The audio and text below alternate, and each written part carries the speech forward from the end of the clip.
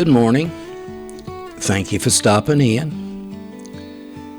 Today's episode is titled The Hatchet and the Gallows, the story of John F. Morgan.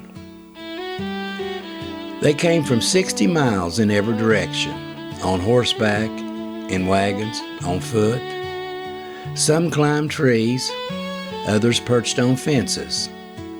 5,000 people gathered in a 10-acre field near Ripley, West Virginia, not for a fair or festival, but to watch a man die. It was December the 16th, 1897, and John F. Morgan was about to be hanged for the brutal murder of 3 members of the Foss Green family.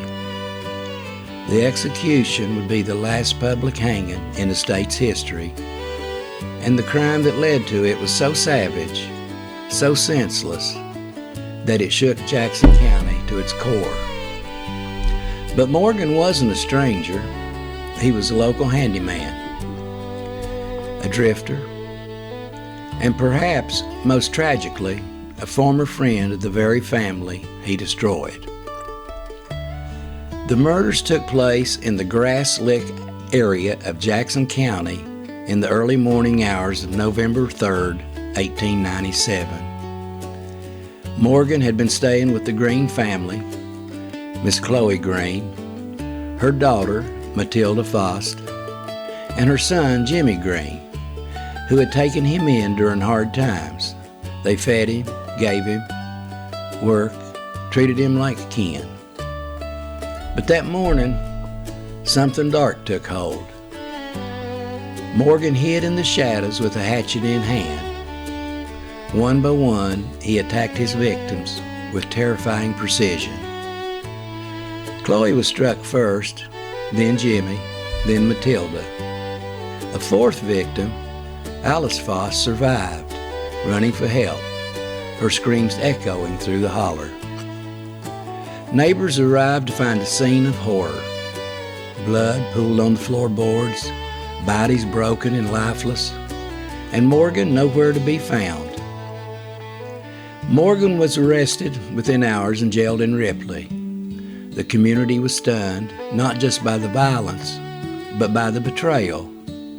How could someone so close to the family commit such an act? The trial moved swiftly. Indicted on November the 4th, convicted the next day, sentenced to hang the day after that. Judge Reese Blizzard presided, and reporters came from New York, Baltimore, Cincinnati, and Pittsburgh. His motive, still unclear. Some said madness. Others whispered about money or jealousy. Whatever the reason, the jury didn't hesitate. Justice, in their eyes, was swift and final. 2 weeks before his scheduled execution, Morgan escaped from jail. For 3 days, he was West Virginia's most wanted man. The hills buzzed with fear. Would he strike again? Would he flee? He was recaptured, and his final days were marked by eerie calm. He swore he would never hang, but on December 16, the gallows were built, the crowd assembled, and the sentence was carried out. The hanging took place just south of what is now the Ripley High School football field. 5,000 people came to watch. Vendors sold food. A local businessman, O.J. Morrison, sold copies of his book, The Slaughter of the Foss Green Family, right there at the site. Morgan stood tall, defiant to the end. As the rope tightened and the trapdoor fell, the crowd watched in silence. The state legislature, horrified by the spectacle, soon passed a law banning public executions. Morgan's death marked the end of an era, but his story still haunts the hills. In the quiet after the crowd dispersed, the gallows stood alone in the field, a grim monument to justice and tragedy.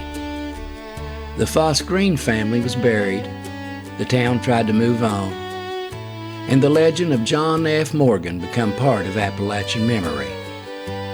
It's a story about betrayal, madness, and the thin line between mercy and vengeance.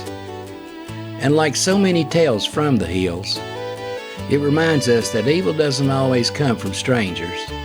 Sometimes it comes from the ones we trust. This is John Hart, and this is the Heart of Appalachia. Thank you for listening. If you enjoy the podcast, please like, share, and follow. It helps us out. Until the next time, God bless you, and I'll see you on down the road.